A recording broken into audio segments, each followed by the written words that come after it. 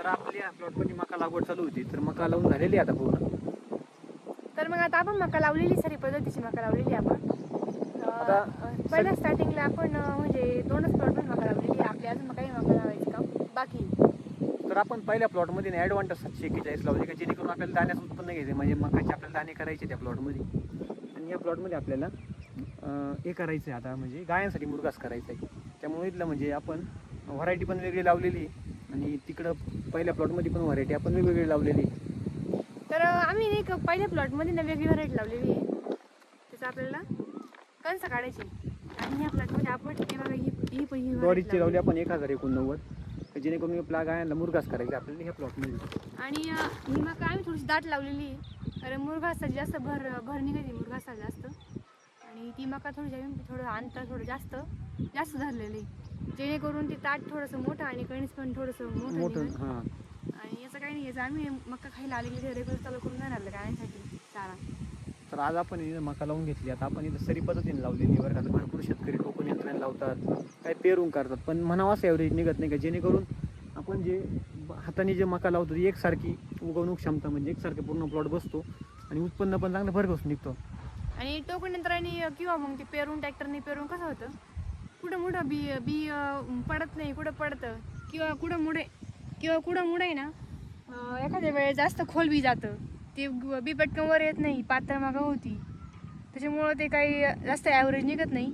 पण अशा प्रकारे आहे ना मका जर लावली आणि लगेच पाठीमागून जर पाणी जर दिलं, तर म्हणजे उगवणूक पण चांगली होती. आणि प्रत्येक म्हणजे एक ठोंब न ठोंब प्रत्येक ठोंब होतो. तर या प्लॉटमध्ये आपल्याला फक्त आता ना पाणी भरायची काळजी घ्यावं लागणार आहे, जेणेकरून पाणी भरच्यावर बनवलं नाही तर पाच पक्षी ना असा नाश करते. लय अवघड पूर्ण प्लॉट पहिले 2 पाणी नाही खूप महत्वाचे बरं का. आता आज हे प्लॉटमध्ये मका लावली ना, उद्या सकाळी लगेच त्याला आम्ही पाणी सोडणार. त्याचं पुढचं पण पाणी पटकन द्यायचं, म्हणजे मग उगली का मका टेन्शन राहत नाही पाकवायचं. एकदम पाऊस पाकून नाही का, जी लावलेली जी बी आहे ते बी उकरून खातो. त्यात पावसाचं काही खरं नाही, म्हणजे वातावरण पावसाचं जायलाच नाही होऊ राहिला. आता पाऊस पण लावून देऊ सांगितलेलं, त्याच्यामुळे आपल्याला ते पाणी भरायचं 6 वाजता पाणी भरून टाकतात मस्त. तर आतापर्यंत आणत होते, एकच पाऊस झालेला बरं का. असं वाटत होतं म्हणजे असं नाही काही पावसाचं भरोसा आहे, नका करायला लागलं पाणी भर सिस्टीम म्हणजे करेल सगळं. म्हणजे आपण म्हणजे सगळं वावर बांधून सगळं ओके केलेलं आहे डायरेक्ट. सगळे दंड वरवे सगळे पण ओके मध्ये बांधून बिधून वावराची मस्त तर पैकी. आपण आता हे 2 बॅन जरी अंतर, एक इंचीचं अंतर घेतलेलं आहे. आणि जी आपल्याला बियासाठी मका करायची ना, म्हणजे आपण गाडी तयार करायची, त्याचं अंतर थोडं आणखीन जास्त धरलेलं आहे. ती मका थोडी आम्हाला पातळच पाहिजे होती नाही का, त्याच्यामुळे आम्ही ती मका थोडीशी पातळ लावलेली. तर आमचा आता हा यूट्यूबचा व्हिडिओ तुम्हाला जर आवडला ना, तर नक्कीच शेअर करा, आणि आमचा चॅनल यूट्यूबला त्याला सबस्क्राईब नक्की करा बरं का. तर व्हिडिओ आवडत असेल आमच्या व्हिडिओला लाईक करा, आमच्या चॅनलला सबस्क्राईब करा.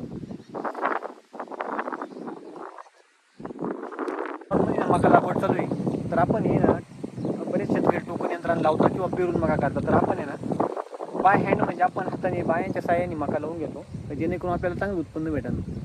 आता आपण एका प्लॉटमध्ये ना आपल्याला मकाचं उत्पन्न घ्यायचं, म्हणजे दाणे करायचे, आणि एका प्लॉटमध्ये आपण या प्लॉटमध्ये आपण जी मका लावतो तिथं आपल्याला गायांसाठी चारा करायचा आहे.